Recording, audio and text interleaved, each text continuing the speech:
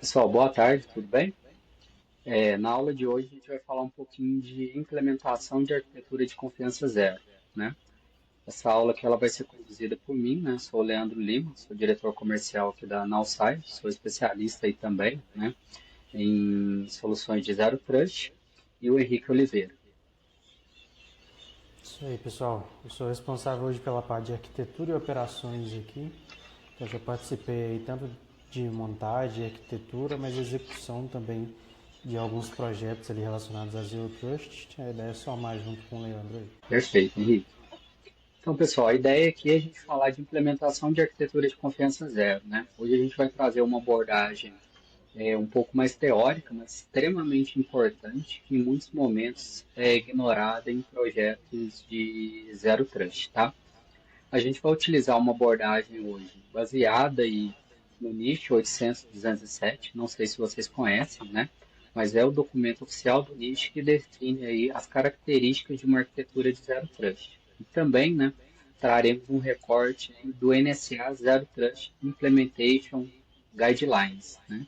São guidelines, né, que trazem aí toda a visão de implementação de um modelo Zero Trust, porém de forma guiada e prática. O primeiro conceito aí que a gente tem de entender, né, ou seja, por que a gente está falando em implementar uma arquitetura de Zero Trust, né? É porque o perímetro tradicional morreu, né? E a gente vive, né, a gente viveu, na verdade, um modelo aí tradicional chamado de Castelli Fosso. O que significa isso na prática, né? Que a segurança legada, ela focava aí no exterior, né, endurecido, ou seja, uma barreira fixa e um interior implicitamente confiável, né? É um modelo tradicional ali de perímetro que todo mundo conhece, né, que muitas empresas, inclusive, hoje operam. Ou seja, eu tenho um firewall, esse firewall delimita o que é minha LAN e o que é minha WAN, né? E é a partir dessa delimitação desse perímetro eu construo toda a minha estratégia de segurança, né? E esse perímetro, ele presume-se, né? Ele presume aí que os usuários hoje eles estão fixos ali, né? Atrás de um perímetro bem conhecido e todo mundo externo ali é um mundo não confiável, tá? Só que qual que é o problema desse modelo tradicional, né, de Castelli e Fosso, né? A gente passou por uma transformação ao longo aí dos últimos 4, 5 anos, né?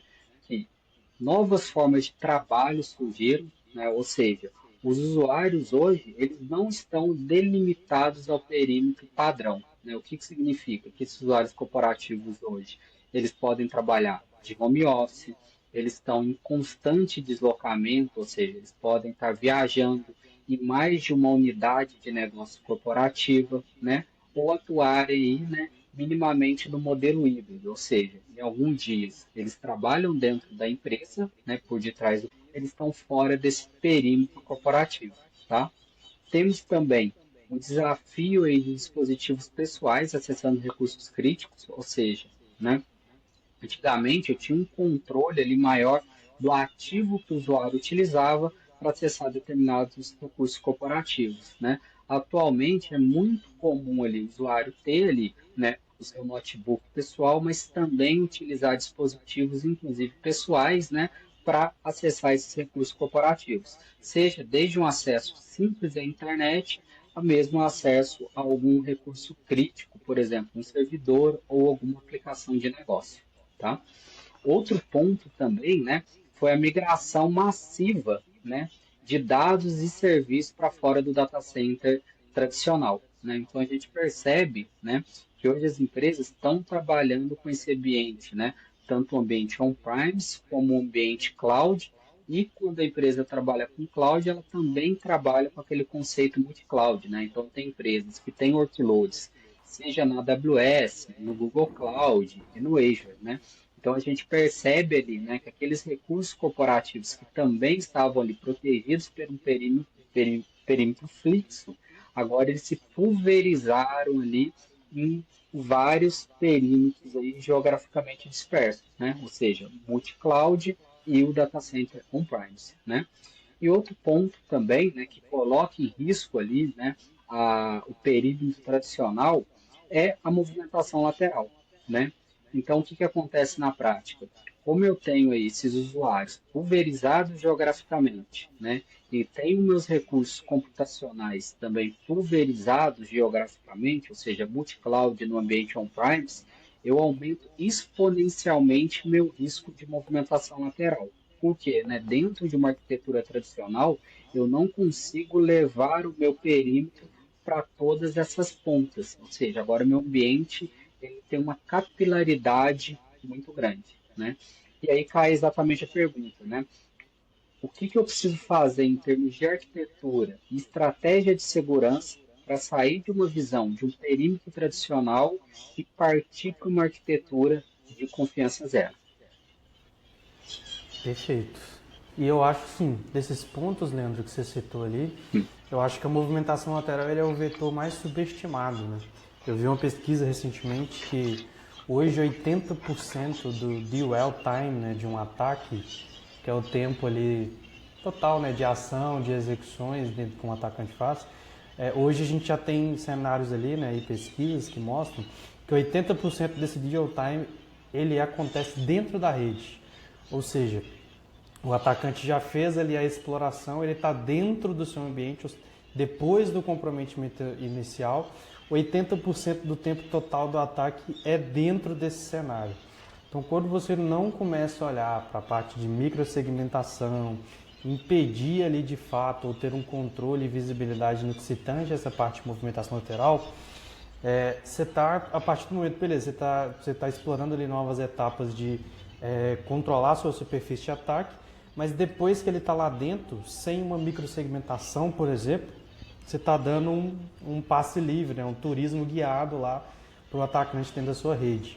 Então, principalmente essa parte de movimentação lateral, quando a gente fala desse cenário de perímetro, né, que a velocidade da nuvem, do trabalho híbrido, aumentou bastante essa necessidade, eu acho que é um dos vetores ali mais subestimados. Perfeito, hein? Concordo 100%, né? E aí até essa questão da movimentação lateral, né? A gente vai olhar ali na frente, né, nos próximos slides, que a gente entende a movimentação lateral até como uma evolutiva ali de como os ataques são feitos, né? Porque hoje os ataques, eles focam muito no comprometimento da identidade, né? Ou seja, a partir do momento que tem uma credencial, né, de um usuário, mesmo uma credencial de alto privilégio, estou dentro da rede, né, eu consigo movimentar ali com dada facilidade, né? Isso permite que o atacante avance ali, né, atingindo ali o ambiente crítico da organização, como exemplo o data center, né? Então, o conceito de zero trust, ele vai se basear exatamente nesse entendimento, que a gente vai explorar um pouquinho mais à frente, né? Então, eu trouxe aqui uma visão do modelo tradicional do modelo zero trust, né? Então, o que que o modelo tradicional presume? Que dentro é seguro e fora é perigoso, né? Só que a gente acabou de entender que não existe mais dentro ou fora, né? Ou seja, tudo está conectado, tem usuários pulverizados e meus recursos computacionais pulverizados, né? Ou seja, não existe mais perigo, né? Então, o que que o modelo tradicional ele pressupõe, né? A gente tem basicamente ali cinco dimensões principais, né? A primeira, premissa central, né? O modelo tradicional, o que que ele entende? Rede interna é confiável. Já no modelo Zero Trust, eu entendo que nenhuma entidade é confiável por padrão. Ou seja, nada é confiável, sempre verifique. Isso é o coração do Zero Trust. Dentro do modelo tradicional, eu tenho um mecanismo de acesso. Ou seja, no modelo tradicional, esse acesso ali ele é concedido de forma perimetral por uma VPN, né? Ou seja, eu tenho um firewall de bordo, quando eu preciso fornecer um acesso ali, seja para um terceiro, colaborador externo, eu forneço uma VPN tradicional, né? Já no acesso de ZTNA, né, no mecanismo de acesso, que é o Zero Trust Network Access, esse acesso é baseado em identidade e em contexto. Ou seja, eu não confio em ninguém. Antes de fornecer o acesso, eu valido a identidade e valido o contexto desse acesso, né? Outro ponto importante é a visibilidade interna, né? Quando eu tenho um modelo tradicional, eu sou cego dentro de casa, porque a partir do momento que eu passei na validação de confiança e já estou dentro do ambiente, não existe nenhum mecanismo que me valide, né, se eu sou de fato um usuário legítimo, né, e aquele acesso que eu estou solicitando de dentro de casa, ele é um acesso devido. Dentro do modelo Zero Trust, eu tenho o que a gente chama do monitoramento contínuo e granular, né? Ou seja, a partir do momento que eu estou, né, solicitando o acesso a determinado recurso, eu vou passar pelo monitoramento contínuo e vou fazer uma validação granular de tempo. Né? Outro ponto que a gente fala é a resposta a incidentes, né? Ou seja, imagina que houve algum incidente, seja em decorrência daquele acesso via VPN ou de um colaborador que está dentro do ambiente, né? Como que o modelo tradicional de arquitetura responde àquele incidente. Então a gente percebe que a arquitetura, né, tradicional, baseada em Firewall e VPN, ela é muito reativa e manual, né? Não tem nenhuma automação, né, de forma facilitada que eu consigo conectar nessa arquitetura para me permitir uma resposta mais assertiva diante de um incidente. Já uma arquitetura de Zero Trust, ela tem a capacidade de ser automatizada e responder um incidente em tempo real. Tá? Vou trazer um exemplo básico aqui que vai explorar um pouco mais à frente, né? Então, imagina que a máquina de um usuário, né, ela foi comprometida por um malware. Né? Dentro do acesso de Zero Trust, como eu consigo integrar com a camada de endpoint, o famoso antivírus EDR, eu consigo tomar uma ação em tempo real automatizada a partir do momento que eu entendo aquele risco e derrubar o acesso do usuário. Né? Então, perceba, eu Até estou o falando da conceito de sinergia. XDR, né? A gente está estendendo a detecção de resposta. Perfeito. Então, o que a gente consegue fazer? Né? Através dessa integração entre a camada de rede mais a camada de endpoint, eu crio uma automação e consigo responder em tempo real um incidente, algum evento de segurança que gere risco ali para o meu ambiente. Né? Como o Henrique bem citou, né? Aí a gente começa a fazer, né, o conceito de XDR, né, de Extension Detection Response. Eu detecto um evento e tem a extensão daquela resposta, né, dentro da malha de Zero Trust. Né? E outro ponto, né, a dimensão de superfície de ataque. Quando eu falo de um acesso ali concedido através de uma VPN, eu tenho uma superfície de ataque que é passível de ser explorada. O que significa isso na prática? Quando eu tenho Firewall, o Firewall é o mesmo dispositivo que protege a minha rede interna, porém ele é o dispositivo também que tem visibilidade para o mundo externo. Né? Quem nunca configurou um cliente VPN e a primeira coisa que a gente configurou no cliente VPN é o IP público do Firewall. Né? Ou seja, do mesmo modo que você tem a visibilidade desse IP público para configurar uma VPN legítima, o atacante ele pode utilizar desse mesmo IP público para explorar, por exemplo, uma vulnerabilidade naquele firewall, naquele dispositivo de segurança. Né? É o grande calcanhar de Aquiles. Eu protejo, mas também posso ser alvo de um ataque. Tá? Quando a gente fala do Zero Trust, tá? A gente reduz a superfície de ataque, tá? E a gente consegue trabalhar também com o conceito de microsegmentação, tá? Que eu vou explorar um pouquinho mais à frente ali esse conceito. Né? Então, o que a gente tem de entender em termos de analogia? Né? O tradicional é o porteiro que libera a entrada e vai embora. Né? O Zero Trust é a segurança que acompanha você o tempo todo em cada corredor. Né? Então, o porteiro ali, basicamente, né, que é o modelo tradicional, ele foi, olhou sua identidade, você falou que você é quem você é, ele libera aquele acesso e a partir ali dentro do ambiente não há mais nenhuma validação de segurança.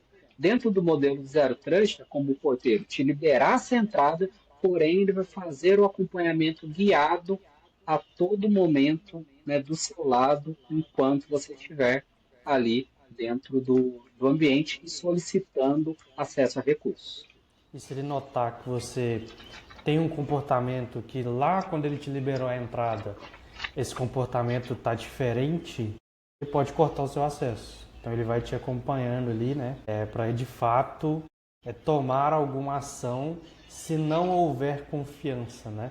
Aí existe N formas de você entender ali que a confiança foi quebrada, né? Desde requisitos ali. E um ponto que eu queria acrescentar, Leandro, é para o pessoal, né, que está vendo a gente avaliar esse quadrinho ó, volta ali rapidinho na tabela, acho que sempre avaliar esse quadrinho ali do Zero Trust, né?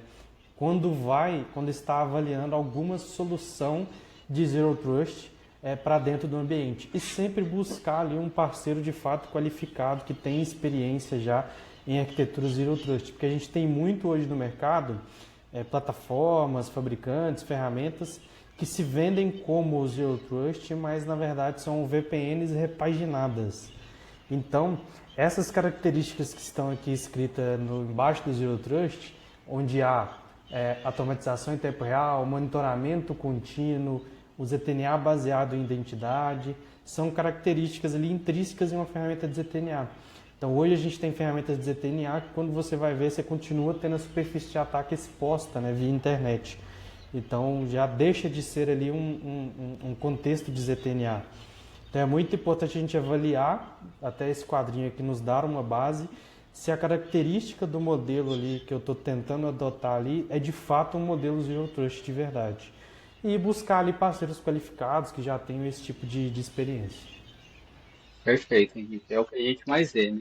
O pessoal fazendo um comparativo de solução de ZTNA, mas está utilizando um ZTNA baseado em Firewall, né? Ou seja, tem a dependência de hardware, eu mantenho uma superfície de ataque a partir do momento que não tem como eu tirar do Firewall ali aquele IP público, né? Então, tomem cuidado aí realmente para não comprar ali gato por lebre, né?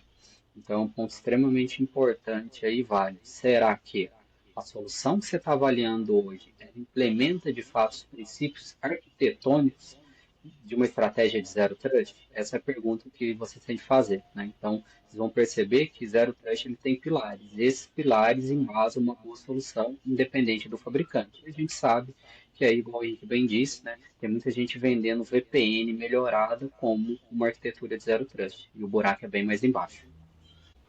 E aí a gente cai, né, em alguns dados de mercado, que é o abismo da implementação. Então, o Zero Trust, a gente percebe que ele deixou de ser uma tendência e se tornou um consenso, né? Hoje, a arquitetura de rede moderna, em termos ali de redução de superfície de ataque, simplificação da arquitetura, redução de risco, deve implementar uma arquitetura de Zero Trust, né?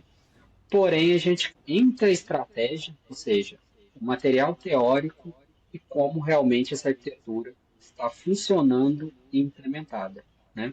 Então, o que os dados de mercado trazem? 80% hoje dos CISOs relatam dificuldades sérias na implementação de zero trust em ambientes reais e heterogêneos, né? Vocês vão entender logo à frente que isso tem um motivo, tá? Até em termos de arquitetura. 86% dos ataques geram impacto direto e mensurável no negócio, paralisação, vazamento e dano reputacional, né?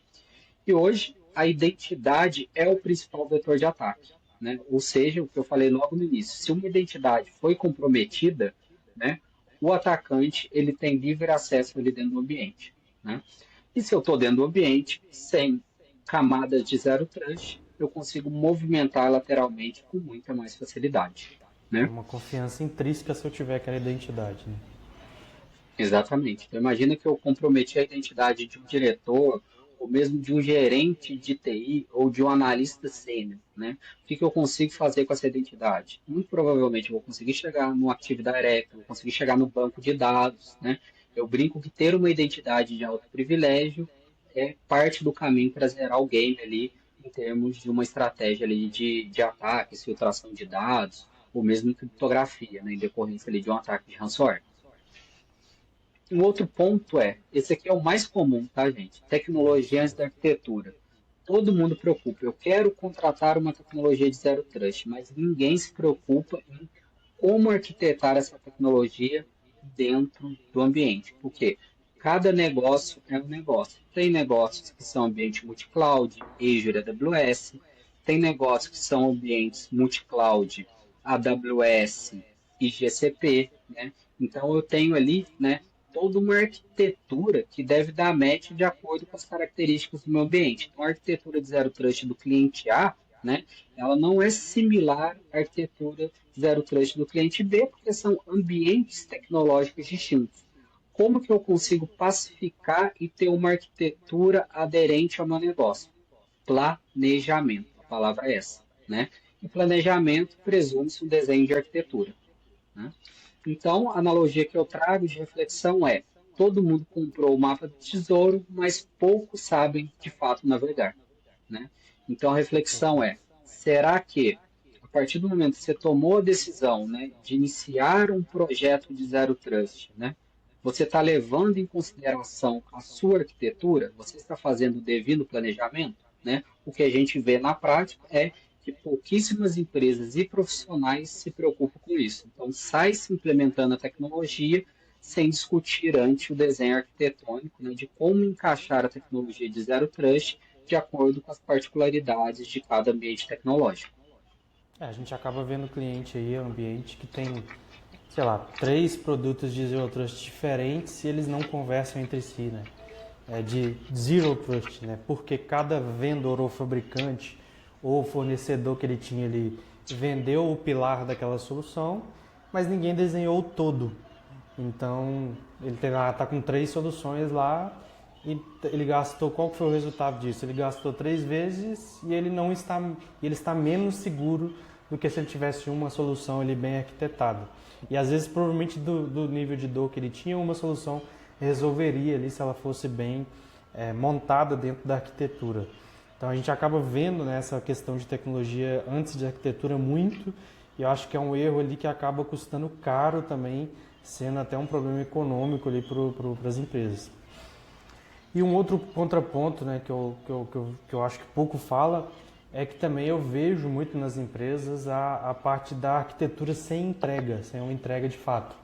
Então a gente tem, sei lá, comitês ali, times de arquitetura, discutindo um framework lá, sei lá, já tem 12 meses que está discutindo um framework e até hoje não implementou um MFA universal, para todo mundo ter MFA, por exemplo. Então acho que os dois extremos eles acabam travando, né? Acho que tem que ter um ponto de equilíbrio aí, obviamente da arquitetura vem sempre primeiro, mas garantindo pelo menos ali entregas, né, visíveis também. Então não ficar também mantendo aqueles comitês de discussão por anos e anos sem implementar ali o básico. Mas de fato a arquitetura antes da tecnologia. Perfeito, Henrique. Obrigado aí. Avançando aqui, né? Então eu vou trazer aqui os 7 princípios fundamentais, né, que são bem descritos ali no NIST SP 800-207, né? O que esse documento ele discute, né? Ele discute basicamente ali a arquitetura de Zero Trust e define ali o que a gente chama de 7 T, que forma a base filosófica e operacional de qualquer implementação de confiança zero. Então cai exatamente o que o Henrique falou ali no início, né? Será que a solução, né, que eu tomei a decisão de contratação, ela consegue atender esses 7 princípios filosóficos de arquitetura, né? Então, sim, tem arquitetura ali baseada em Firewall. Será que a arquitetura baseada em Firewall, né, ela consegue atender esses princípios, né? O que eu posso falar para vocês em termos de ordem prática é não, né? Então a gente percebe ali realmente que tem tecnologias que tentam implementar esses princípios, mas na prática elas vão quebrar, né, ou vão ficar ali em falta com algum desses pilares, tá? Eu vou passar aqui nesses pilares para que vocês entendam ali, né? O primeiro pilar ele fala exatamente de recursos universais, né? Então todos os dados, serviços e dispositivos de qualquer tipo são tratados como recursos a serem protegidos, né? Então uma boa solução ali, né, que implemente os princípios de Zero Trust, ela deve proteger dados, serviços e dispositivos, tá? O segundo ponto é comunicação segura, né? Então a segurança é independente da localização. Não importa, né, se aquele dispositivo ou usuário ou dado ele está na rede interna, eu não forneço confiança implícita. Então eu considero ali todo mundo, né, não seguro a partir do momento, né, que ele solicita o acesso a determinado recurso, ele deve passar ali por uma postura de segurança antes de estabelecer a comunicação. O terceiro pilar é a cessão por acesso, né? O acesso é concebido por requisição individual, nunca de forma permanente ou baseada em localização. O que significa isso, né? Se o dispositivo do Leandro, né, solicita acesso a algum recurso corporativo, seja uma aplicação ou um servidor, né, eu vou validar a postura daquele dispositivo, tá? Que é inclusive o item 4, vou fazer uma validação de postura dinâmica, ou seja, eu vou tomar a decisão baseada na identidade no estado do dispositivo, ele é confiável ou não e no comportamento daquele dispositivo em tempo real. E a partir disso, eu vou permitir ou negar aquele acesso. Eu permitindo aquele acesso, eu abro uma sessão de comunicação entre o dispositivo e aquela aplicação. Agora imagina que o mesmo dispositivo do Leandro solicite acesso a outra aplicação, ao outro servidor. Ele vai passar novamente pela política dinâmica, eu vou estabelecer outra sessão de comunicação. Então, olha que interessante que eu estou explicando para vocês, né? Cada requisição abre uma sessão individual. Então, se o Leandro precisar comunicar com 5 aplicações distintas, ele terá 5 túneis/sessões individuais para cada aplicação e cada uma validada por uma postura dinâmica, né? E aí vocês conseguem perceber, né? Esse conjunto do item 3 e 4 é que me dá aquela capacidade também que a gente chama de microsegmentação, né? Ou seja, se eu tenho uma sessão para aplicação 1 e uma sessão para aplicação 2, que são sessões distintas, eu tenho túneis distintos de comunicação, né, que não conversam diretamente entre si. Então, eu isolo aquela comunicação baseada em sessão, né? Vamos pensar lá na VPN, só fins comparativos, tem como eu fazer isso em VPN? Não. VPN eu estabeleci um único túnel seguro, tudo que passa dentro daquele túnel, seja para aplicação A, B ou C, vai estar dentro da mesma vala comum, né? Meu risco é muito mais alto. Quando eu tenho segmentação de sessão dentro de uma arquitetura de zero trust, né? E caso isso ali com o conceito de microsegmentar aquela sessão, eu reduzo o risco exponencialmente de uma movimentação lateral entre essas sessões. Perfeito. E esse número 4, inclusive, eu considero ali o que é mais difícil, né, na prática, dado o nível de esforço que você vai precisar de ter ali de integração, né? Quando a gente fala integrar ali desde ferramentas de IDP, de EDR, de Thread Intel, de DLP ou de SSE, e transformar isso tudo em algo ali que toma uma decisão, né? Então, é o cenário ali que talvez eu veja as empresas mais travarem, dado a dificuldade prática que exige de esforço ali a nível ferramental. Perfeito, Henrique. A gente vai explorar bastante isso aí na parte ali do desenho da arquitetura, tá? E aí, né, conectando agora o monitoramento contínuo, né? Então, a integridade e postura de segurança de todos os ativos são monitorados e mensurados continuamente. O que significa? Se houver uma mudança de postura do dispositivo, vou dar um exemplo. O antivírus estava on quando ele conectou, isso era um parâmetro de postura. Agora, o usuário ou mesmo o atacante desativou esse antivírus daquele ativo. Como houve uma mudança de postura, ele pode perder aquele acesso. Como que eu consigo fazer isso? Monitoramento contínuo, entendendo a integridade e a postura de segurança daquele dispositivo, né? Outro é a autenticação estrita, né? Que a autenticação e autorização dinâmica e rigorosa são aplicadas antes de qualquer acesso ser permitido, né? O Henrique acabou de trazer uma palavrinha mágica, IDP, ou seja, quem que faz a autorização e autenticação, né? É uma integração entre o core de uma arquitetura ZTMA com um provedor de identidade, né? Então percebam, o Zero Trust ele exige uma integração com o parque tecnológico, ou seja, quem que faz a autorização e autenticação no seu ambiente, né? Muito provável, você deve ter o Entra ID, né, ou um Okta, ou um Ping, a gente vai utilizar da autenticação e autorização desse provedor de identidade para validar se o usuário é realmente quem ele diz que é, né? Então a gente utiliza-se aí de uma integração entre a arquitetura de Zero Trust com provedores de identidade. E o outro é o próprio, e para a gente fechar, né, a gente tem que ter dado de telemetria, né? Então a gente tem de coletar ali informações sobre os ativos e as comunicações para aprimorar continuamente a postura de segurança, né? Então nada adianta, né, eu aplicar minha arquitetura e minha camada de Zero Trust a todos os recursos, né, de forma universal, estabelecer uma comunicação segura, criar acesso por sessão, ter uma política dinâmica, ter um monitoramento contínuo, uma autenticação estrita se eu não tenho ali a telemetria de tudo que está acontecendo, né? Então eu posso ter essas telemetrias desde ali dentro da própria solução, né, do dashboard da solução, como eu tenho de ter logs, né, que me permitam externalizar, né, como que essa comunicação está sendo criada, revogada e mantida para uma solução externa, como por exemplo o CIEM, para me computar esses dados de telemetria e conseguir ter visibilidade ali, né, da minha. Agora a gente vai entrar com uma visão um pouquinho mais técnica, tá? E uma visão arquitetônica aqui de uma solução de Zero Trust Access, tá? Então, uma solução de Zero Trust Access, ela é formada basicamente por três pilares, tá? Quais pilares são esses, tá?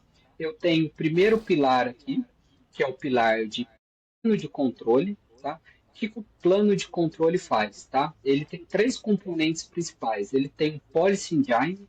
O que é o Policy Engine? É esse componente aqui, ó. O Policy Engine, ele vai tomar uma decisão de permitir ou bloquear com base em política de identidade, contexto e risco, tá? Então, o PE, né, ele se integra, né, aqui com soluções que a gente chama de componentes de suporte, tá? Eu vou dar exemplo de um componente de suporte para tomada de decisão de postura, tá? O endpoint, né? Então, o que a gente consegue fazer numa solução e numa arquitetura de Zero Trust? A gente consegue se integrar com o endpoint da máquina e entender desde status ativo ou desativado, ou mesmo o score de risco daquele endpoint baseado na solução de EPP ou EDR, né? Então, vou dar um exemplo aí para quem trabalha com CrowdStrike. CrowdStrike, ela tem ali um Risk Score de endpoint, né? Que é um parâmetro que pode variar de 0 a 100. Eu consigo ler esse parâmetro do endpoint através de uma integração ali com o CrowdStrike e trazer esse Risk Score para dentro das políticas do Policy Engine. E aí isso vai virar um parâmetro de decisão. Então imagina Se que, você libera ou bloqueia determinada ação. perfeito, baseado nesse Risk Score. Então imagina que o usuário quer acessar um banco de dados em nuvem. Porém, eu tenho uma regra que vai orientar o Policy Engine que ele só poderá acessar aqui, né, meu banco de dados se o Risk Score do Endpoint Security, ou seja, do EDR, estiver igual ou menor que 60. Aí imagina então que o usuário com score 50 vai acessar o banco de dados, ele bate no Policy Engine, o Policy Engine vai fazer a tomada de decisão, vai passar isso para o Policy Administration, o Policy Administration fala, opa, deu match aqui na regra, ele pode acessar, porque eu vi que o Risk Score dele, né, quem tomou a decisão foi o Policy Engine, está ok, ele passa para o Policy Enforcement e o Policy Enforcement permite esse acesso. Agora imagine o mesmo usuário com score de risco 70, ou seja, a nossa regra é Risk Score menor que 60. Na hora que ele bate no Policy Engine, ele vai tomar um deny, porque o Risk Score dele está maior que o parâmetro definido, né? Então percebam, né? Os três componentes aqui trabalham em sinergia. O Policy Engine toma decisão, o Policy Administration orquestra e executa a decisão do PE, né, preparando a sessão de acesso a partir do momento que ela é permitida ou negando a partir do momento que ela é negada, e o Policy Enforcement Point, o PEP, que é o ponto de aplicação de política, né, define e concede esse acesso ao recurso final, tá?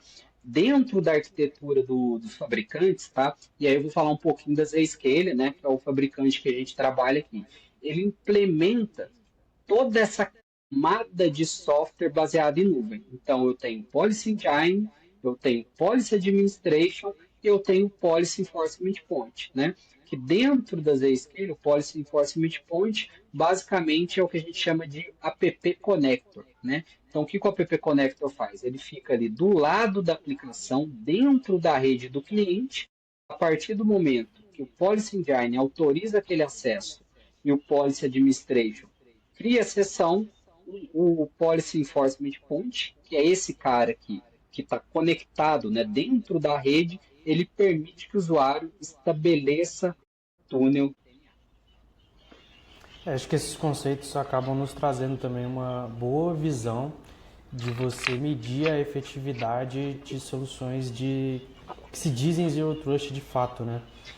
Você entender ali a diferença entre o PA, o PE e o PAP, né? O PEP, né? Desculpa.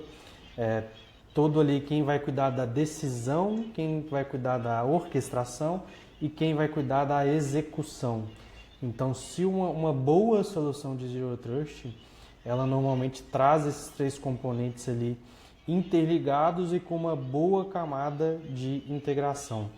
Então, você entender esses conceitos te ajuda também para você medir a efetividade de uma boa solução de Zero Trust ali do seu ambiente e de uma boa também arquitetura de Zero Trust, né, para você montar.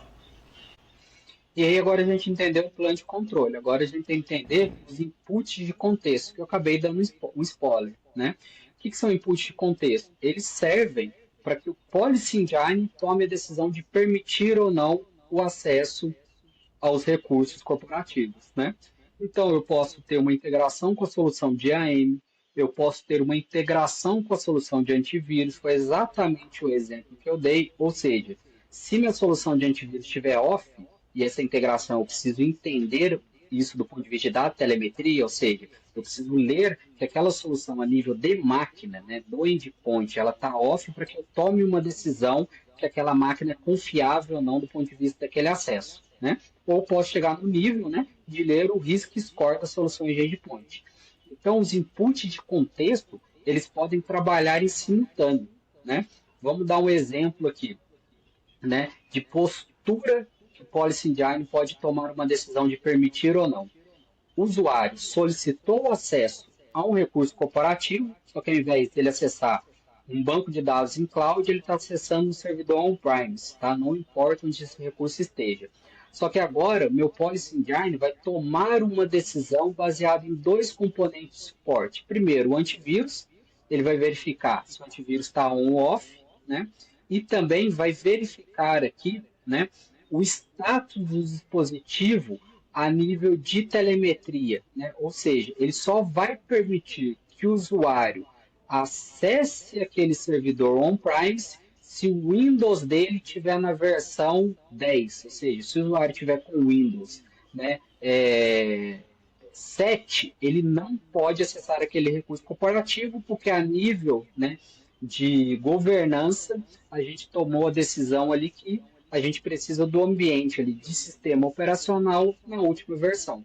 Então, olha que interessante, eu utilizei um input de contexto de endpoint, do EDR, tá? Se ele está ativo ou não, e também utilizei um dado de telemetria de versão do sistema operacional, né? Ou seja, esses dois itens precisam estar em compliance, ou seja, a nível de postura e contexto, para que esse acesso seja permitido. E quem faz essa avaliação, a gente já aprendeu, é o Policy Engine. Tá? E por último são as entidades, ou seja, o que está sendo protegido e quem acessa. Quem acessa são os usuários, né? Que podem ser humanos e não humanos, dispositivo e carga de trabalho. E eu tenho ali o que é acessado, que são os Enterprise Resources, né? Que são as aplicações, serviços, dados ou infraestruturas, sejam on-premise ou em nuvem, né? Então, uma dúvida que a gente sempre recebe aqui é: opa, eu consigo integrar minha arquitetura de Zero Trust ou montar uma arquitetura de Zero Trust se eu tenho ambiente em nuvem e ambiente on-premise? Sim, sem problema nenhum, né? A gente consegue fazer essa integração de forma universal, independente de onde estão seus recursos corporativos e seus usuários. Então, para ficar aqui, né, qual que é a grande questão dessa arquitetura? Né? Voltamos na frase de início. Nunca confiar, sempre verificar. Todo acesso é baseado em identidade, ou seja, quem é o usuário, contexto, que eu consigo integrar com soluções de terceiro para trazer esse contexto, como eu expliquei, versão de sistema operacional, antivírus on e off, e permitir essa solução com privilégio mínimo e avaliação contínua. O privilégio mínimo seria o usuário acessar somente aquele recurso corporativo sem precisar ter acesso a todo o meu range de rede ou todos os meus recursos. E aí eu acabei adiantando, né? Então eu trouxe bem ali a explicação, né? Do PE, que é do Policy Engine. Então, como que funciona ali, né? O que eu chamei de anatomia de decisão de acesso, né? Eu avalio o dispositivo, a gente já aprendeu isso, né? Então eu faço uma análise de segurança de conformidade, né, daquele dispositivo, né? Ou seja, versão do sistema operacional, antivírus on-off, de onde que aquele usuário está acessando. Feito isso, eu verifico a identidade, o Leandro está conectado naquele dispositivo, de fato é o Leandro? Como que eu faço isso? Integrado com uma solução de IDP. Então, se a gente volta aqui na arquitetura, né, a gente vai perceber, né, que uma solução de identity, ela faz parte dos componentes de suporte, foi o que o Henrique falou, tá? Então, eu fiz a verificação de identidade, com essas duas informações, eu passo para o Policy Engine, para que ele tome a decisão se aquele acesso é permitido, ou seja, o Leandro é o Leandro e o dispositivo está com a postura desejada. Feito isso, né, o Policy Engine passa para os outros dois componentes, né, que concedem esse acesso. Então, na analogia simples, identidade é igual ao passaporte. Quem você é, valida continuamente, não apenas no login inicial. Esse é o ponto. Diferente, por exemplo, de uma VPN, que eu fiz o login, acabou. Eu me autentiquei, eu tenho acesso contínuo. Já numa solução de Zero Trust, a identidade é verificada de forma constante. Então, se por algum motivo a identidade daquele usuário muda, ele pode perder aquele acesso, porque o passaporte dele mudou, né? O contexto é igual ao comportamento. Como você age, de onde você acessa e qual dispositivo você usa. Tudo pesa na decisão, né? Então vamos pegar aquele exemplo lá. Imagina que o Leandro ele conectou ali no dispositivo, né, que tem o antivírus ativado. Se a partir do momento que o antivírus é desativado, ele mudou o comportamento, que tem um impacto direto na postura. Ou seja, o Leandro, né, ele mudou ali a ação dele, né? Ele estava com o antivírus ativado, agora está com o antivírus desativado. Isso influencia no comportamento. O que vai acontecer? Ele vai perder o acesso que foi concedido pelo Policy Engine, né? E o PE é o portão de embarque. Ele executa a decisão, libera ou bloqueia acesso ao recurso específico, né? Então, a anatomia de decisão é exatamente isso, né? Essas essas quatro camadas aqui atuando em sinergia dentro da arquitetura. E agora vem um ponto super, super interessante, né, que embasou aqui toda a nossa teoria aqui até o momento, né? Então, hoje, quando a gente vai trabalhar dentro de uma arquitetura de Zero Trust, tá, a gente tem dois documentos que podem embasar nosso trabalho, tanto de desenho da arquitetura, mas também de entendimento do processo evolutivo. Por quê? Um projeto de Zero Trust, de arquitetura de Zero Trust, ele não morre na implementação, né? Ele é um projeto que ele é implementado, mas ele evolui ao longo do tempo. Novas integrações são feitas, novas posturas são criadas, novas estratégias de microsegmentação são definidas, né? Então, qual que é a diferença do NIST, do 800.207, para o NSA, né, ZIG, que é o Zero Trust Implementation Guidelines? O NIST, ele é o arquiteto, ou seja, ele vai definir os princípios fundamentais da arquitetura, o que e o porquê. Vocabulário comum, né? Sem ele, os fornecedores ali vão cada um inventar o seu próprio Zero Trust. E aí a conversa nunca vai fechar, né? Então ele é como se fosse o vocabulário comum ali que a gente tem quando a gente fala de Zero Trust. Perfeito. E o quando, né? Então ele define fases, né? Desde o discover do ambiente, ou seja, eu quero implementar uma arquitetura de Zero Trust. Será que meu ambiente está preparado para tal? Será que ele tem as tecnologias passíveis de serem integradas? Né? Então imagina, e acontece muito aqui com a gente, o cliente chegar, eu quero implementar uma camada de Zero Trust, mas quando vai ver ele tem um AD on-premise, né? Lembra que eu falei que a gente depende de um provedor de identidade, um IDP? Não é possível integrar com AD on-premise, porque é uma solução de identidade legada. Eu preciso que sua base autoritativa ali, né, de usuários, seja um sistema moderno de identidade. É uma solução de IDP, eu já falei o nome, o Entra ID, o Okta, o Ping, né? Então não adianta implementar uma arquitetura moderna com um componente de identidade legado. Não vai funcionar. E como que eu descubro isso? Eu tenho que fazer um discover, né? E o NSA Zig, ele define exatamente, né, o que a gente precisa em termos de discover e evolutiva das fases para implementar ali uma arquitetura de zero trust, ou seja, o como fazer, né? Ele define atividades técnicas por pilar, né? Ou seja, o que fazer dentro de cada pilar ali da minha arquitetura de zero trust. Ele define uma avaliação de maturidade, ou seja, será que eu implementei minha arquitetura de zero trust e simplesmente parei ou ela está evoluindo ao longo do tempo? Né? É aquilo que eu falei no início. Não adianta implementar uma arquitetura zero trust se eu não consigo microsegmentar ou eu não paro para refinar minhas posturas. Né? E ele fornece um guia por domínio. Né? Por quê? Lembre, zero trust não é uma tecnologia. Ela é uma arquitetura que integra rede, identidade, dados. Né? Então, existem domínios que se integram de forma sinérgica para uma arquitetura ter ali consistência em termos de elaboração. E aí a gente cai num ponto, né? Roteiro de maturidade. Então, se o NSA, né, se o Zero Trust Implementation Guidelines definidos pelo NSA é o como fazer, qual é esse roteiro, né? Então, a gente trabalha basicamente ali com 4 fases, tá? A primeira fase é o discover, entender o ambiente, né? Ou seja, entender quais ativos eu quero que minha camada de zero trust se integre e proteja, entender minhas soluções de identidade, entender meu fluxo de dados, né? Ou seja, um usuário ele consome uma aplicação no meu data center on-premise, ou seja, eu tenho de endereçar uma camada de zero trust para proteger esse ativo e, em consequência, ele permitir que esse fluxo de dados ocorra, ou seja, essa comunicação. Então, a partir do discovery, eu tenho a linha de base, né? Então, a mensagem é: sem mapa, não há jornada. Eu acho que é a Já a fase aí fase. talvez mais importante, né? Desculpa cortar, Leandro. Tranquilo. O Discovery acho que é talvez a fase ali mais importante, onde os projetos ali acabam morrendo em silêncio, né? Talvez. Então, você ter ali um inventário de aplicações, fluxos de dados, você mapear tudo, identidade, acaba sendo meio tedioso, né? E ninguém meio quer pegar para fazer ou pagar para fazer. Só que sem ele, todas essas fases seguintes que o Leandro vai falar ali, elas operam em chute. A frase final ele resume: sem mapa não há jornada.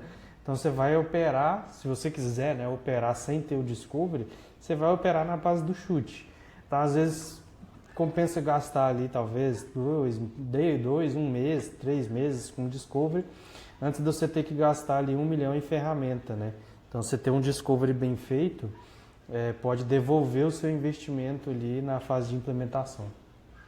Perfeito. Porque no Discovery a gente vai conseguir desenhar a arquitetura, né? Ou seja, entender onde estão meus ativos, né? Ou seja, eu tenho um data center, igual a gente já falou no início, na AWS e no Azure. Legal, já entendi. Agora, qual que é meu provedor de identidade? Eu tenho um Active Director on-premise. Opa, já quebrou. A gente não consegue implementar uma arquitetura de zero trust. Antes de você pensar numa arquitetura de zero trust, vamos trabalhar na modernização desse provedor de identidade. Por quê? Ele vai ser utilizado na fase 2 aqui, na hora que eu for integrar os controles. Né? Então, a frase resume muito bem, igual a gente já falou: sem mapa, não há jornada. A fase um, né? Que a gente vai fazer agora? A gente vai criar a fundação segura, né? A gente vai validar ali quais são as minhas capacidades ali em termos de integração, né? Ou seja, eu tenho MFA, eu tenho PAN, eu tenho inventário de dispositivos, né? Ou seja, aqui eu defino quais controles ainda operam em silos, né? Então, um exemplo eu tenho as câmeras instaladas, mas não há integração. Porém, né, como eu já fiz o discover, entendi os controles que podem ser utilizados dentro da arquitetura de Zero Trust, eu já consegui entender como que essa arquitetura vai ser formatada e se há possibilidade de integração. Né? Então, a fase 1 ela define exatamente isso, né? O entendimento dos controles que eu possuo e como esses controles podem ser utilizados na fase 2 do ponto de vista da integração da arquitetura de Zero Trust, né? E a fase 3 é a mais crítica, né? Ou seja, eu implementei minha arquitetura de Zero Trust e agora eu quero integrar os controles. Então, eu quero utilizar lá dentro da minha solução de Zero Trust, né, dentro do meu ZTNA, da minha arquitetura de Zero Trust, a integração com o EDR. Né? Ou seja, eu quero ler o Risk Score do EDR, o exemplo que eu dei anteriormente, para utilizar como ponto de validação da minha postura.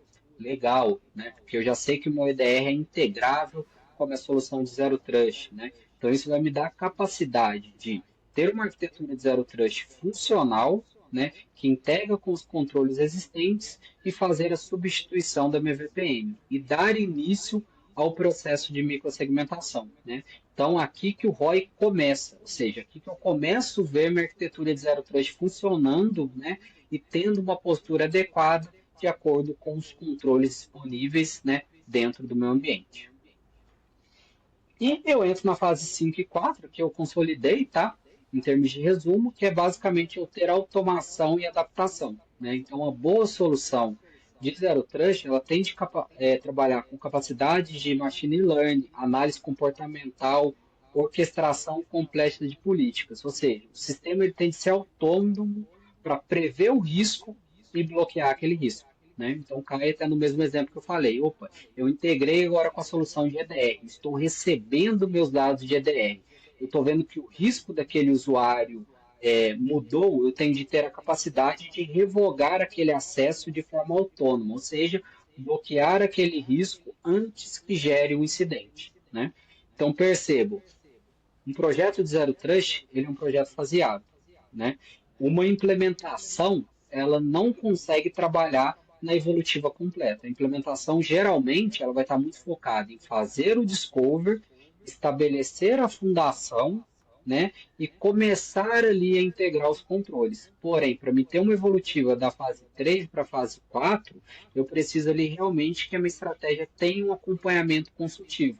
Né? Por quê? Validar políticas, testar novas integrações, né, para entender ali, realmente se a minha arquitetura está gerando o resultado esperado, né, e se eu tenho a base bem fundamentada.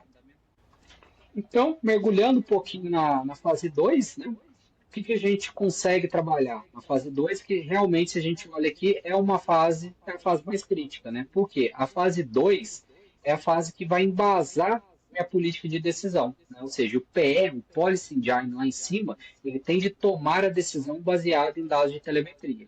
Então, o que ele pode? Ele pode integrar com o EDR e o EAM, né? Ele pode ter um acesso baseado em risco dinâmico, né? Então ele pode fazer leitura de algum parâmetro específico do IDP. Eu vou trabalhar ali com a microsegmentação ativa, né? Isso aqui é um ponto também que a gente vê que muitos projetos não evoluem, por quê? O usuário ele já está acessando determinados recursos corporativos, né? E o PL, o Policy Engine, está tomando algumas decisões baseadas em dados de telemetria. Né? Só que agora eu preciso microsegmentar, que é entender o seguinte, será que o Leandro ele precisa acessar a aplicação 1, 2 e 3 ou eu posso microsegmentar, né? Considerando, por exemplo, que o Leandro ele é um desenvolvedor front-end, ou seja, ele precisa acessar aplicações front-end. Por que o Leandro está acessando ou está tendo acesso a banco de dados, né? Ou algum servidor de back-end? Entende? E eu consigo só chegar nesse nível de entendimento de microsegmentação, né, a partir do momento também que a própria arquitetura me fornece subsídios, né, de entendimento de quem está acessando o quê. Né? Então, isso é muito legal. Né? Dentro da solução que a gente trabalha, né, acho que o Henrique pode até falar um pouquinho, a gente tem um módulo ali de auto-discover. O que o auto-discover faz? Né? A gente libera o acesso para as pessoas, é como se fosse um acesso ao, né? Ou seja, eu permito um acesso mais amplo, né? E o auto-discover ele vai trazendo visibilidade para depois a gente microsegmentar esse acesso em caixinhas de acesso menor. Você pode explicar um pouquinho para a gente, Henrique? Perfeito. O cenário é exatamente esse, né? Então, acho que a maior pergunta, né, do pessoal é quanto tempo leva, né, para chegar em fase 2, né? Então depende muito do legado, de como que eram ali os feitos dos acessos. Hoje, dentro da plataforma que a gente trabalha, a gente tem um facilitador para isso, que é justamente o Auto Discovery. Então você configura ali, né, um cenário de Discover e todas as aplicações que os usuários acessarem através do Auto Discover, elas inclusive são classificadas como aplicações descobertas, que foram feitas a partir disso. Então você consegue montar uma lista ali do que foi descoberto, com isso, né, criar as políticas ali depois de um tempo de maturação. Então isso acaba, né, tendo ali um ganho de efetividade nesse cenário de implementação. Perfeito, né? E aí, ó, perceba então que interessante, né? Então, uma ferramenta moderna, ela já te dá ali um subsídio suficiente a nível de dashboards, relatórios, para tomar uma decisão de microsegmentação, mas ela não substitui uma análise humana. Ou seja, ela vai te falar ali que o Leandro ou o Henrique estão acessando a aplicação A, né? Cabe a gente, ali, do ponto de vista estratégico, definir se realmente aquele acesso é devido. Se ele não for devido, ele tem que ser limitado e microsegmentado, né? Então, a mensagem que eu deixo é: a microsegmentação mais a postura é a cereja do bolo, né?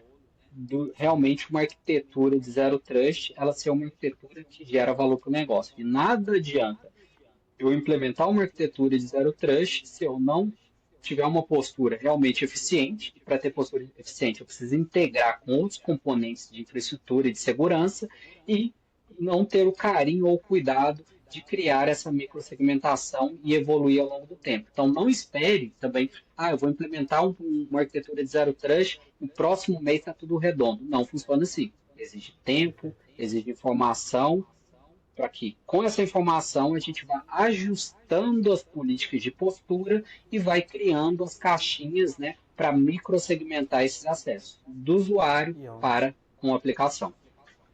e é um processo contínuo, né? Não adianta nada implantar o projeto lá tudo bonitinho e você não manter a jornada de maturidade de Zero Trust ali depois do projeto, né? Então é um processo contínuo. Essa fase 2, né, pensando quem está nos escutando aí, né, que está num cargo de gestão ou algo do tipo, o quick win, vamos dizer assim, mais visível para o C-level e para a alta gestão, que é onde você começa a ter de fato ali, né, o investimento virar resultado, né? A fase 1 a gente começa a falar mais de gasto, de investimento. Aqui a gente começa a ver ali um retorno sobre o investimento e você consegue levar isso para alta gestão ali, né? Você já vai começar a ter uma redução da superfície de ataque. Esse tipo de plataforma, principalmente que a gente trabalha aqui hoje, que é o Zscaler, você tem muito uma melhora de user experience, né? Porque não tem mais túnel de VPN quebrando toda hora, o acesso do usuário é muito transparente. E você tem normalmente redução de tempo ali que o appliance, que aquele acesso, por exemplo, ficou indisponível, né? Gerando um ROI ali bem legal para quem é da autogestão ou gestor que participou da contratação da ferramenta. É uma fase ali onde você consegue ver que os controles, né, param de talvez ser um silo ali e viram de fato um sistema. Perfeito, Henrique. Para a gente fechar esse slide, né, a gente já está caminhando aqui para o final, é que nessa fase, seu crachá começa a mudar de permissão sozinho, conforme seu comportamento, sem intervenção humana, né? Então, nessa fase, com as integrações devidamente feitas e a microsegmentação devidamente feita, a gente começa a sentir que o ROI ali do projeto de Zero Trust, porque a gente vê a segurança ali realmente funcionando dentro de uma arquitetura. Avançando um pouquinho aqui, a gente tem modelos de implementação, tá? Em termos ali de arquitetura, né? Então, o primeiro modelo é o modelo que a gente encontra, eu posso falar, em 90% dos projetos, que é o modelo agente gateway, né? Ou seja, Leandro, como que eu vou implementar isso, né? Basicamente, a gente instala um agente na máquina dos usuários, tá? E esse agente, ele comunica ali com o gateway em nuvem, né? Desse provedor de tecnologia de Zero Trust, tá? Então, o agente instalado, ele coordena o acesso com o gateway posicionado à frente do recurso, né?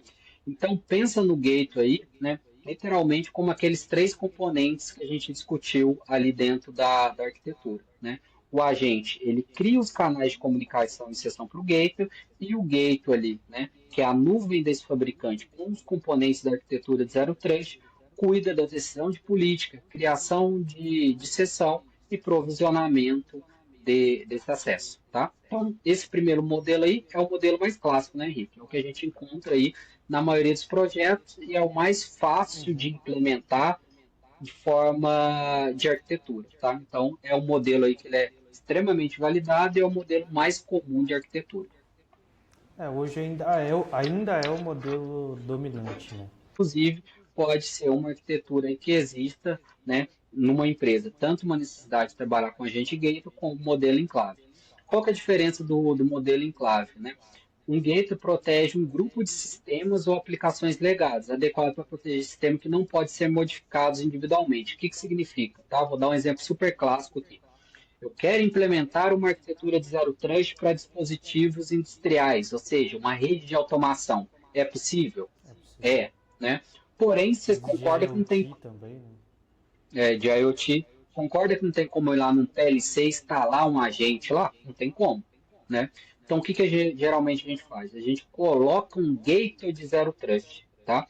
E aí todos esses dispositivos industriais se comunicam com esse gateway de zero trust e esse gateway de zero trust faz a mágica acontecer, né? Então, ele vai intermediar essa comunicação para desses dispositivos legados, né? Ou que não são passíveis de serem modificados individualmente, é o exemplo que eu falei, né? De eu instalar um agente e a partir desse enclave, né, desse gate, eu consigo estabelecer posturas de zero trust. Outro modelo de implementação. E eu tenho um modelo de implementação de portal de recursos, né? Ou seja, eu não vou ter o gateway, né? Eu não vou ter o modelo agente gateway, mas eu quero ter um portal. Então é como eu publicasse um portal chamado ZTNA feito ali, né, fazendo a comutação e aplicação dessa política local. Na Outro modelo prática, de. o navegador vira o PEP, né? Então, É, inclusive é uma tendência muito forte para 2026. A gente tem aí a própria Zscaler e a CrowdStrike que adquiriram empresas de Browser Isolation Enterprise e é uma tendência que vem forte ali em 2026 também, de o próprio navegador se tornar ali o PEP, né, dos usuários, sendo esse ponto o focal ali de acesso do Zero Trust. perfeito. Né? E tem o conceito de SDP, que na verdade, né, ele engloba todos os outros, né? Ou seja, que no final a gente consegue fazer? Tanto no modelo de agente gateway, baseado em clave ou portal de recurso, a gente vai criar um canal de comunicação definido por software, né? Então entenda que o conceito ali de software definir ali, né, que é o perímetro definido por software, ele é a base para estabelecer a comunicação, seja de agente gateway, baseado em clave ou portal de recursos, né? Então, a mágica do Zero Trust é simplificar a arquitetura e tornar tudo baseado por software, né? Então ele usa a arquitetura de rede tradicional, né? E cria uma malha de software de forma transparente na rede já existente. Por isso que uma boa solução, guardem isso, de Zero Trust, ela deve intervir o mínimo possível dentro da arquitetura já existente. Então eu não preciso, né, num projeto, né, Henrique, de Zero Trust, mexer muito em arquitetura, mexer em roteamento, né? Perfeito. A gente teve experiência, né, de projetos muito complexos aqui, ou seja, redes complexas, multi-cloud, que a gente consegue criar a malha ali, né, de SDP, né, abstrair a rede física e criar essa primeira, a camada core de proteção de zero trust, que vocês já aprenderam, aplicação de políticas e afins, e conectar essas pontas sem alterar a infraestrutura de roteamento atual. Por quê? A gente abstrai a rede física e cria uma camada definida por software. Né? Então vocês vão perceber essa grande mágica. Né? Eu sou um cara que vem desse mundo de rede, né? CCNA, CCNP, minha formação ali foi Cisco, né? Magicamente, dentro de uma arquitetura Zero Trust, eu não tenho de lidar com roteamento. Né? Eu trabalho com política e conexão de sites, usuários para aplicação, numa camada acima. Né? Então a política se torna muito mais simplificada porque por debaixo eu não tenho roteamento. Magicamente, obviamente que existe tecnologia por debaixo, né? Só que ela não é operada pelo analista no dia a dia que cria essa malha lógica e conecta os componentes ali. E para a gente fechar aqui, né, quais são os erros comuns e como evitá-los? Né? Primeiro, tecnologia antes da arquitetura. Né? Não compre ferramentas sem definir um modelo de controle e o fluxo de dados críticos. Ou seja, né, qual que é o correto? Eu entender a arquitetura, o que eu quero implementar, quais são meus casos de uso, por que eu quero implementar uma arquitetura de Zero Trust. É para trazer mais segurança? Mais segurança para quê? Para quem? Né? Eu quero simplificar minha arquitetura de rede. Como? Eu tenho de ter o caso de uso definido. Então vejo muita gente falando de uma arquitetura de Zero Trust porque está no hype, mas não entende como implementar uma arquitetura de Zero Trust e principalmente não consegue entender por quê. Todo mundo tem caso de uso genérico. Eu quero substituir a VPN. Né? Ou seja, isso é o slogan do Zero Trust. Legal. Mas não entender o valor que essa arquitetura vai trazer ali para o seu ambiente, em termos de redução de custo operacional, fortalecimento da sua postura de segurança. Isso é caso de uso. Quando eu vou no detalhe, não entendo por quê. Tá? Então, erro comum. Pensar em tecnologia antes da arquitetura. Né? A gente aqui, como especialista, a gente nunca parte da premissa de simplesmente quero substituir minha VPN por um Zero Trust. Não, eu quero saber qual que é o seu caso de uso. Né? Como que a gente vai Perfeito. utilizar a arquitetura de Zero Trust para integrar com o seu ambiente que ele é multi-cloud. Isso para mim é caso de uso. Olha, tem um caso de uso multi-cloud aqui, o usuário acessa a VPN para um canto, eu não tenho visibilidade. Se o cara vir com a máquina de casa, ele consegue instalar um agente de VPN ali na máquina e ter acesso ao meu ambiente, eu não tenho controle. Isso é caso de uso. Isso eu consigo resolver com o Zero Trust. É não deixar ele instalar um agente em qualquer máquina. Se ele instalar, eu autenticar o usuário e autenticar a máquina que ele está usando. Isso é caso de uso. Né? Então, vamos pensar em arquitetura e caso de uso. Né? Segundo, ignorar o legado tecnológico. Eu preciso integrar com IAM e EDR. Será que seu IAM e EDR integra com a minha arquitetura de Zero Trust que a gente está propondo? Ou seja, muita gente compra a tecnologia e vai descobrir lá na frente que não tem integração. Né? Então, isso é um problema muito comum e um erro muito comum na implementação desse tipo de projeto. Ignorar o legado tecnológico. Outra questão é a parte de MFA excessivo sem adaptação, ou seja, eu preciso integrar com uma solução de DP. Né? Será que essa solução de DP, né, ela consegue, né, fazer toda a avaliação dos parâmetros ali de identidade de forma apropriada? Ela consegue implementar um MFA devidamente configurado? Ela consegue trazer algum parâmetro de geolocalização para tomada de decisão de postura? Por quê? Tudo isso influencia na tomada de decisão daquele acesso. Né? E aí, obviamente, quando a gente fala de soluções de IDP mais moderno, como Entra ID, barra Azure AD, né, Okta, Ping, são soluções de MFA, né, extremamente modernas e preparadas para se integrarem com uma arquitetura de Zero Trust. Tá? E Perfeito. outro, né, que é o que a gente acabou trazendo aqui, é seguir o niche sem execução. Né? Então, o documento da niche ele é extremamente rico e importante, mas ele define a arquitetura. Ele não vai ensinar o como fazer. Como fazer, a gente vai encontrar de forma muito profunda, né, no Zero Trust Implementation Guidelines do NSA, né, que inclusive foi lançado esse ano, né, em janeiro de 2026, é um documento extremamente novo, né, e rico, que nos apoia realmente tirar a arquitetura do papel, que foi definida no niche, para a execução.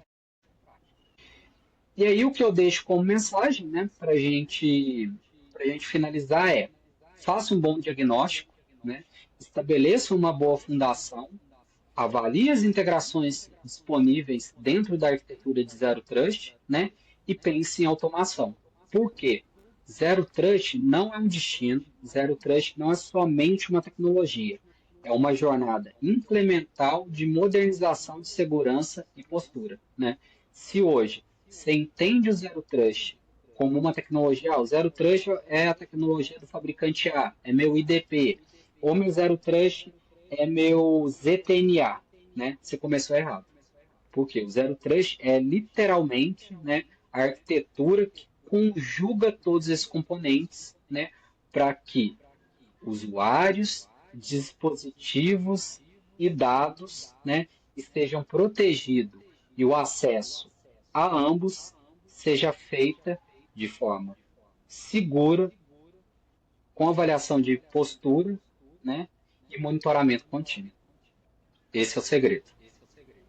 Perfeito. Algum ponto, Isso. Henrique, para a gente fechar? O que eu acho que o que eu falo aqui é que Zero Trust, eu acho que o Zero Trust bem feito, ele não é um projeto que acaba, né? Então, é uma capacidade que a organização passa a ter a partir do momento ali que ela quer implementar uma arquitetura de Zero Trust. Então, a maturidade, você não termina ela, você opera ela. Então, eu acho que quem entender isso, né, os negócios que entenderem isso, vão sair na frente, tá?